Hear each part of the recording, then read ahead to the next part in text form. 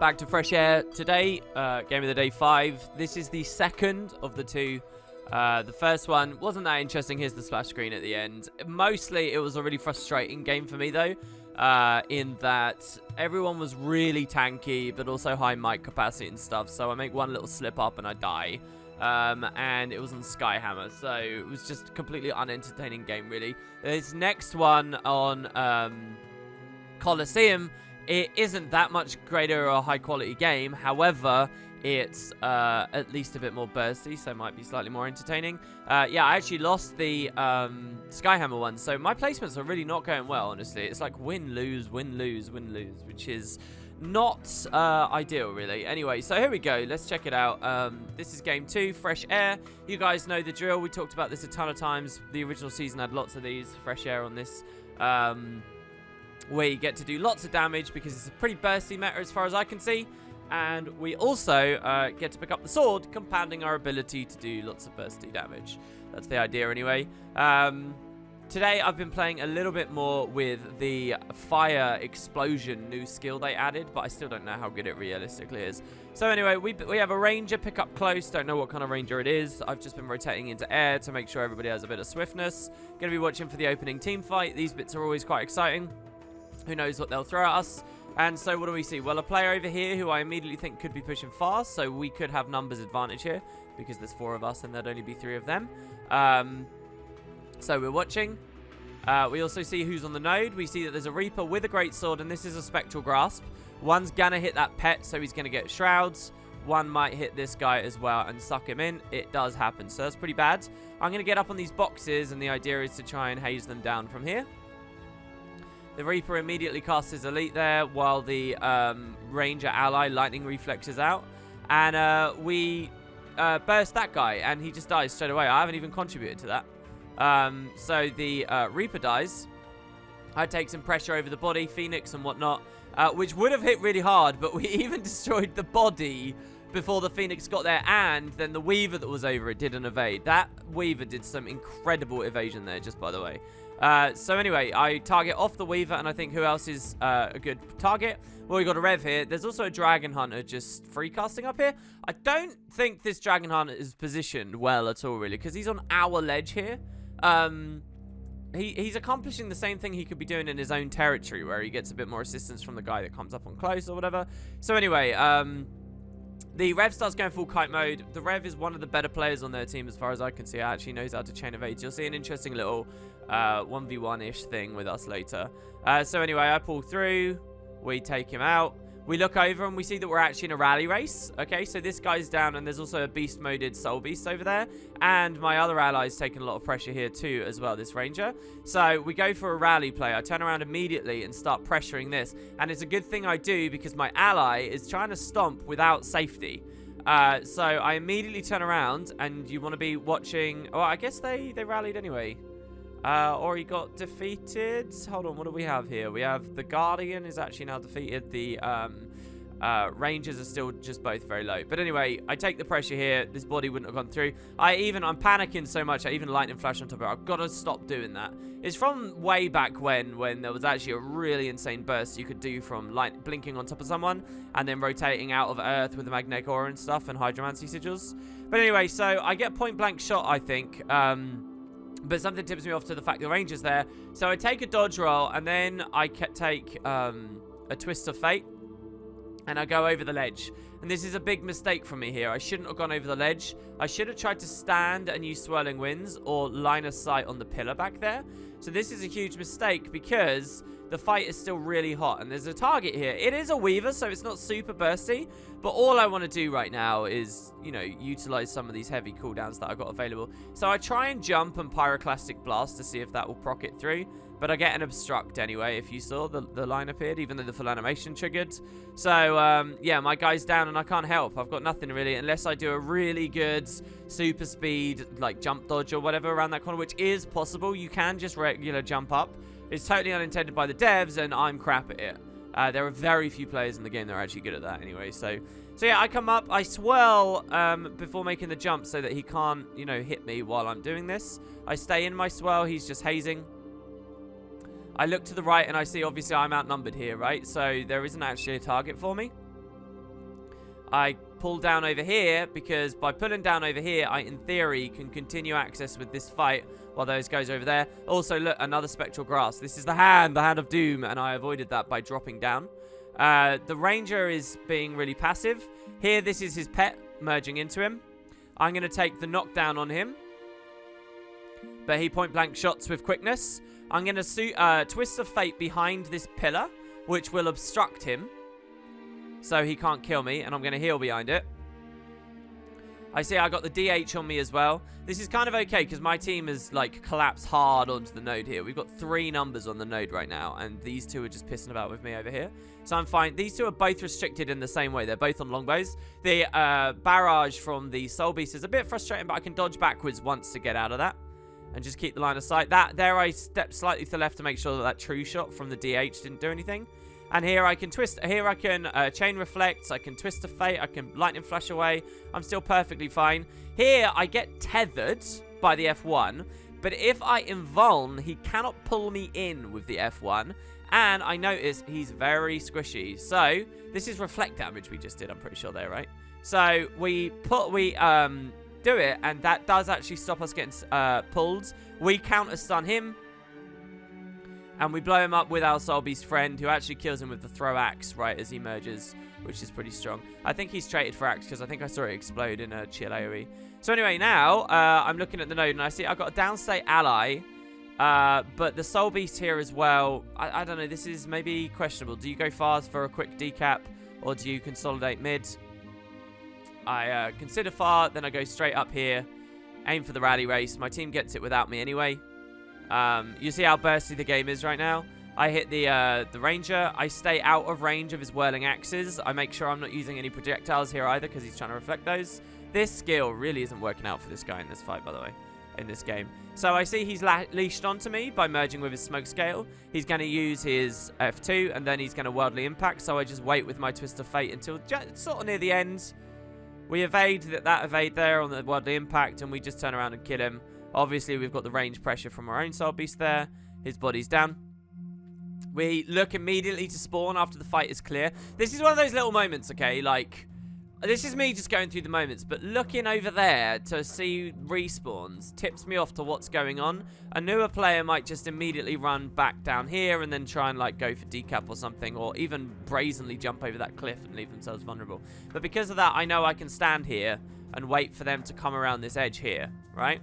And it would be a 2v1 if I engage too early, and I don't want to do that, but I do want to hit them. So here, I saw the Dragon Hunter dodge his F1 this time altogether. We hold here. And the idea of mine here was if they're both going mids, then maybe, well, this would have been bad for me because I would have left my Necro alone. But what I've done is I've actually pulled the Guardian away because he's judged his interventions towards me and down the cliff, so I can just move away here. So we've now created a 1v1 with the Necro in mid behind this pillar and a 1v1 here with me, the DH. And I'm very confident in this. I have no problems with that. So yeah, we pop his Aegis. We try and stun him. We just go kite mode. We swirl here because I know he's probably going to swap to longbow. He just burst me on Judge's insight. Judge's intervention with his greatsword stuff, right? We saw the 5, we saw the 2, we saw the 4. He's all out of that. We know he's going to weapon swap. He's going to go to longbow. And so by dropping this, I can stop all of his longbow stuff, realistically. And there, you saw, as I turned, just for a flash, you saw he was on longbow. So now I'm looking to line of sight behind this pillar. We don't have to play for decap. Like, me going for decap could be death there. So now he's low. I've got my CC up. We unblockably CC him, pop the first Aegis, go for the pressure there. My Windows appears again there. I don't know why. But I'm very close to killing him, but the Soul Beast is obviously coming again. And he seems like, I don't know, really angry with me or, you know, whatever. So, because he's going to start chasing me for the entire game now. So now I leave. And, you know, going too far like that was kind of dumb in the first place. It was definitely dumb, even from the start, right? So I'm bailing from a 2v1 here against ranged pressure. And then even I see the Rev has come back to +2 me. I mean, the Rev is actually kiting out of a dodgy mid, and my guys aren't pushing hard enough, which is a shame, because I got 4 players doing nothing at mid right now. But even with all of this pressure, I actually can get through with the Arcane Trait, with the Obsidian Flesh. Now my guys push forward off the nodes. Unfortunately, they still don't leave someone to cap it. I consider it. Then this guy goes there, so I turn around again. And this is actually okay, right? What I've kind of done here, I didn't know having a neutralization would be really nice, but at least it sort of left them all trunked up back here, and we've got double cap for our team now. And we can solidify this tentative lead we've had so far.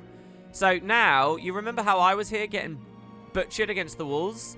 And no one came forward. Well, I'm coming forward to assist the Reaper. Not too deep and crazy that I would die, but the Reaper's got good burst there, as you can see. I go with the FGS there, which is a bad FGS. Not a good idea to utilize that there, really. Bit of a waste of a cooldown. The Reaper's still pushing in, which I think is a bad idea because he's low. But I come in. You'll actually notice I was pressuring the pet there. The pet was low and this Soul Beast wasn't swapping. And it is a bit frustrating when you go on that longer cooldown. If the Soul Beast's about to die anyway, his pet respawn cooldown overlaps with his regular one. And it's, you know, it's minor. But anyway, we kill the pet. And then obviously the Reaper and I butcher the Ranger. And now finally I can take that decap I was looking for all that time ago. Hoping that the Reaper will go back. Now what I'm doing here is... half because I kind of like the idea of the decap, but I also really want the mid-fight. The thing is, I don't want to run the risk that this Reaper near me is going to push far alone. I'm scared that he might do that, and he's got a lot less mobility. He's going to get hammered by more than one player on respawn in a minute. I don't trust that he'll know how to bail out or be capable of bailing out. I'd rather have his big AoEs and stuff at mid. So I'm like forcing him to go back by taking this job, right? Some players might come here for the overlap cap anyway, but... we're going to assume that we're not that low rated anymore. Yeah, see, and so he turns around. You see me looking at my camera that way to make sure he does that. And now I'm just fiercely watching this. Again, I don't care about full cap. I'm just watching because I know we've got double respawns. So I'm getting ready to leave. The FGS won't help me either. Rev, I'm okay with the 1v1 on. I'm pretty confident with. But there you saw... sorry, I paused it a little bit too late here. Let's have a look here. But what I want to see is if they have another respawn or the other guy left already. So I'm watching, and here it is. And I know, look, they're going to calm here. There's no way he's going to go elsewhere. So I just back up a little bit. I hide on the planks because he doesn't have line of sight on the planks. So if that enemy is coming out of his spawn and looking at the empty nodes, he might think, oh, it's, you know, it's whatever. He doesn't see an enemy there, me there, and thus the 2v1 doesn't happen. So I kind of bail away. I see as I come back towards mid, though, that my team's got that sorted. So now I did consider, okay, should I come back again? But then I think, well, no, probably the safest play, instead of messing around on far, is to actually pick up a sword. I've got lightning flash. I'm right in range of it. Everyone on my team is alive, so we all get the benefit of it. Especially me. I like the sword on this build.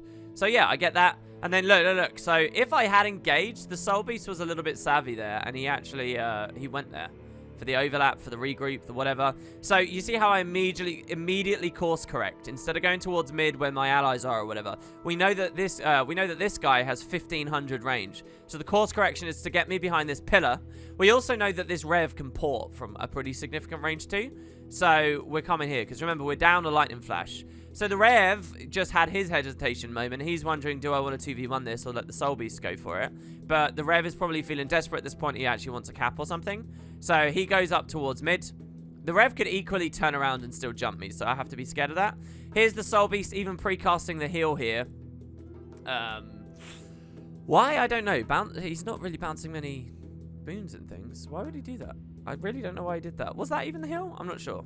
I'm noticing now he's on a fortification pet as well. Whatever. So he does this, and I just take the line of sight around the pillar. It's easy, right? I think, is this the moment as well? At some point in this game. Let's watch him. Yeah, that was a point-blank shot there. He was trying to point-blank shot me there, and he would have done a lot of damage very quickly afterwards. But it hits the pillar, and now he walks away. Now, this is the huge mistake from the Soul Beast, because equally, he's walked into 900 range of me. It's kind of nice the way that the devs actually develop these pillars here, because it does force that 900 range gap if he wants to move past us. So he lets me obstruct his best stuff, then turns his back on me in 900 range while I have a sword. So I take it easy here, all right? What I do is I stun him, and I don't use any other cooldowns. I don't even double air. Do you see that? I just stun him and use the 2, which recharges really quickly. Now, the reason I do that is because I know he's going to panic and pop some massive defensive. which is exactly what he did. That's a Signet of Stone he just triggered there. You can see it above his head.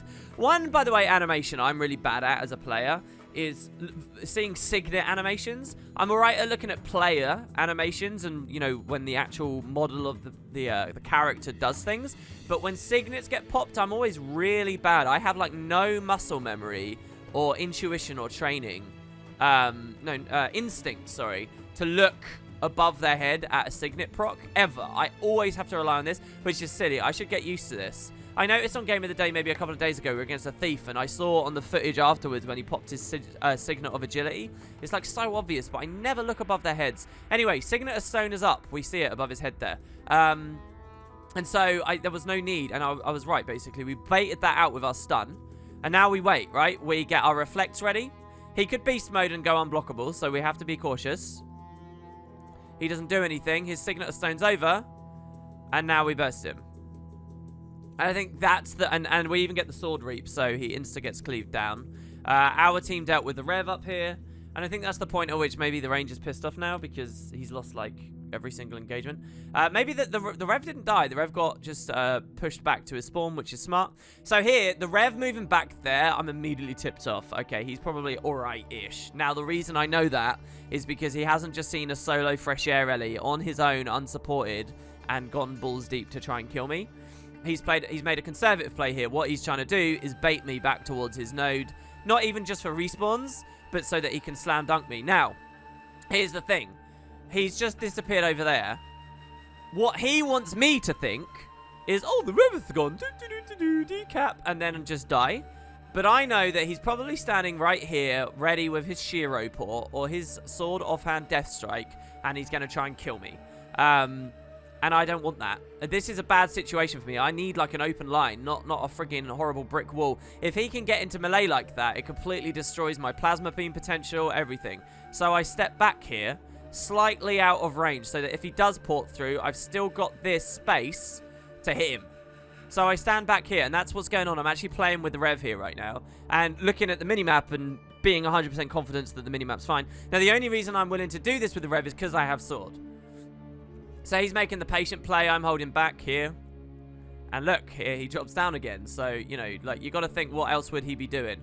So here I'm line of sight in. There's actually no reason for this LOS, really. Not that I know of right now. But, yeah, you see how I start coming out the second, like, that's right on the 1000 range, 900 range thing, and I start trying to pressure. He turns around right outside the limits of 900 range. So, you know, this is someone who's familiar with the general skills. I go for the stun. He dodges, which is great. He uses his staff 3 as well to block, which counters my plasma beam. I'm too greedy here because I'm going for the sword, and he's made me greedy with the passive play. I should have instead gone for the 5. If I'd gone for the 5, I'd knock him down there and we'd be in Golden Town.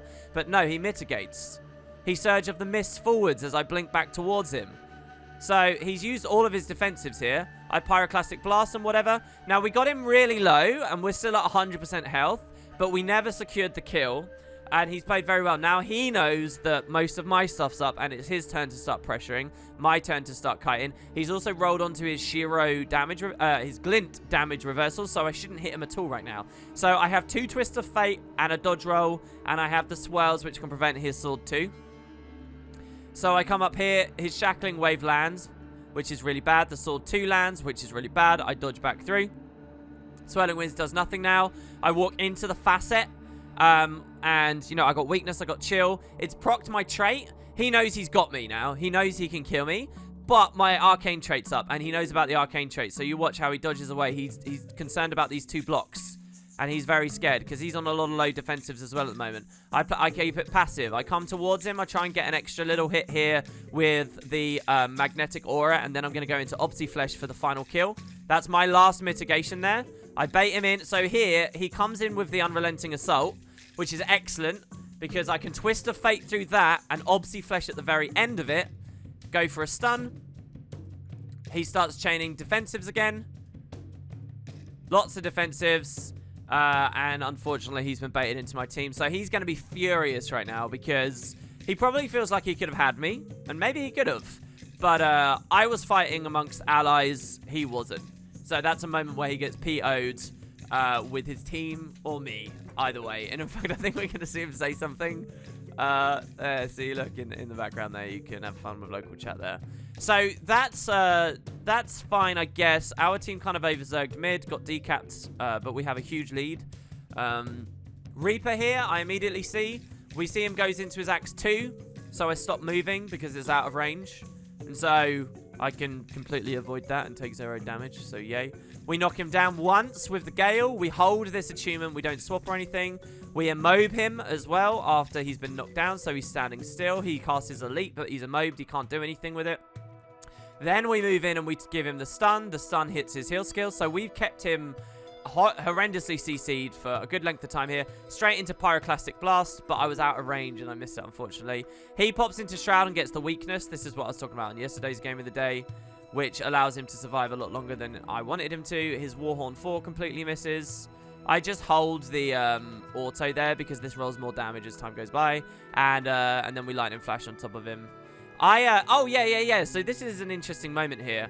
So now I've been point blank shot by the Ranger, and I'm getting pewed, which is really bizarre because that's my spawn that I just got attacked from. I never in a million years would have anticipated being attacked by one of the enemy players from that angle. It just makes no sense. So I'm now in major danger here because I've been like completely harassed from a horrible position by this guy. I've just walked out of LOS as well here, which is really bad. I go for the heal. There's the barrage situation. And so this is bad. I want to finish that body off, but I can't do it. And now the reverse is happening. Because he's done this to me, where am I going, guys? Back towards their spawn, which is not good. He's gone beast modes. And now I'm down. So, yeah, I think this is the death of this game. Which... possibly a bit of a mistake. Maybe I should have seen the circumstance of the decap before. So what's frustrating here is my ally pushes the Ranger really heavily, which I guess fine, whatever, right? But the second he gets it downstate, out of range, I would have loved him to turn around and try and get some CCs on this instead of the Reaper just free killing me. This Reaper's a bad player generally as well because this Reaper has no comprehension of what's happening behind him right now. And you'll notice the Reaper finishes me off. The Ranger was still shooting me, by the way. The Reaper does that. I died just before this guy goes down, so there's no rally, which is excellent. But the Reaper just wanders off and lets his mate get cleaned out now, which is a real sucker, I think, honestly. But he has another body he's trying to deal with over there as my team does stuff. So it kind of collapses a little bit here on that death of mine. They get up to the 200 point threshold before we hit 400. The gap starts to close a little bit. Let's play it through a bit more again. I don't remember this being a very long or really detailed game. And yet, once again, I have that moment where I look at the clock and I see I've been talking for 20 minutes straight. So I've got to figure out what I want to do. I go for sword, a controversial sword, I think, realistically, because the team fight needed my help now. One of my players was dead at the time as well. Whatever. We go up towards the node. They score decap. I'm trying to figure out which target I want. The Weaver I don't really want, despite the fact that the target's there. The Soul Beast is low, and I know I can, instant reap it without a pet res even being relevant. I consider it, but he's pushed too far back, and, they've established a line here. I can't deal with that. So we look at the DH instead. We want to pop the Aegis before we go for any kind of stun. We start getting attacked by the Ranger again, instantly. Probably a smart focus from him there. But he pushes, instead, he should have attacked me to push me away and then immediately retarget to what was going on here. But he's going super fast, super hard to get to me here. So CC Phoenix, he insta-pops Signet Stone and it pays off for him this time. There's his Unrelenting Assault with a smoke scale. I dodge the Worldly Impact again. He starts charging me. I'm staying in my territory, so I have respawns. Again, the Axe 5. I mean, what value is Axe 5, honestly? Somebody tell me. Is that actually what people are running? The Weaver now comes at me and interrupted my heal, actually, initially. So the idea here is to bait the Weaver over the ledge with me staying here. So I was going to... if he followed me really close, I was going to jump and, banana. But he didn't. Now, here's something amazing happens. He's churning Earth blinking. He blinks way too early, so, what was the point in that? And over the edge, so I just say... and he used his Lightning Flash, which he could have used. Even if I had baited him off, he could have Lightning Flash back. But so the Weaver really messes up there. So I just walk back and I just fight. And hey, look, we've... You know, you might laugh at that and think that's not a high power play, but it is a really good play. That dude Polaric leaped earlier, wasted his lightning flash as well. He has no way back up. We may not have scored a kill, thus giving us 5 points, but we've eliminated a key player from a key engagement. So it's in some ways it's like getting a kill. And obviously he's going to Zerg over to close, which was a hot engagement anyway. So it's not amazing, but sometimes that can be, you know, it's considerable. So anyway, we immob the DH right before his Greatsword 3, so it doesn't take him anywhere, baits him into renewed focus. We know he's going to be using his other stuff as soon as he gets out of it. Pet knockdown secures that, I'm pretty sure I just saw. I come up looking for spawns again, and oh look, we've got the Soul Beast again immediately shooting us. Point blank shot, charges over here instead of taking the easy line of sight kill on my Soul Beast. So this is good for us. Check it out, new skill, guys. Ooh, what does it do? How does it work? So as far as I understand, this is like a point blank AoE that can't be line of sighted. I don't know how much damage it does or burning it applies or whatever, but here we go. Yeah, I think we did 400 damage with it. Thanks for that, ArenaNet. Yeah, not worth the animation time probably. I don't know. All right, so anyway, we just use LOS and stuff to stay safe. He's getting really low. One wolf pack on my opponent comes up. I come back onto the node to get full cap because my Soul Beast didn't want to do that. Which I'm not actually that mad at because he was very aggressively defending me there, which is good. We score another kill. We only have mid, but we were winning so decidedly at the start that mid is all we need at 460 points. Watch for the respawning DH, who we know is due because we killed him a moment ago. Standing here because I want the DH to come down and get jumped. But he doesn't appear. So I move forwards. We go for a Gale Phoenix. It doesn't work. That was pure luck. He tried to longbow F1 me. But his longbow 3 knocked me out of range of the F1. Thus meaning it never landed. If it did, he would have pulled me in. I would have hit a nest of traps and I could have died. Realistically, I probably wouldn't because, again, this ranger ally of mine is very quick and alert. And he would have helped counter pressure. So I probably wouldn't have. But the reason I'm perfectly comfortable is just a fluke there. Because I got hit by the initial longbow 3. Interestingly, if I dodged the initial longbow 3, I would have still been in range for the F1, and I would have been unlikely to have double dodged and would have still been punished anyway. So here we got 2 spawns. I know all we need to do is just delay them until we win the game. So here I do go for the Weaver first, even though this is a hot target, just to go for an immob. This is an Arcane Wave attempt, but he evades it. Pyroclastic. The Weaver doesn't go for the decap. I immediately go back on the DH. There was no FGS this game, was there? No FGS at all. The Skyhammer one had a couple of FGSs, but not very good ones. Oh, there was an FGS, it just wasn't great. And there you go, that's the next one. So, yeah, what are we on now? We played 7 games, 4 wins, 3 losses. Not good, but all right. I don't know. We'll see how the next 3 go. And there you go, that's fresh air on Coliseum, which you saw a ton of in Season 1. Hopefully it's still vaguely entertaining. Cheers, guys. Keep the comments coming. See you tomorrow.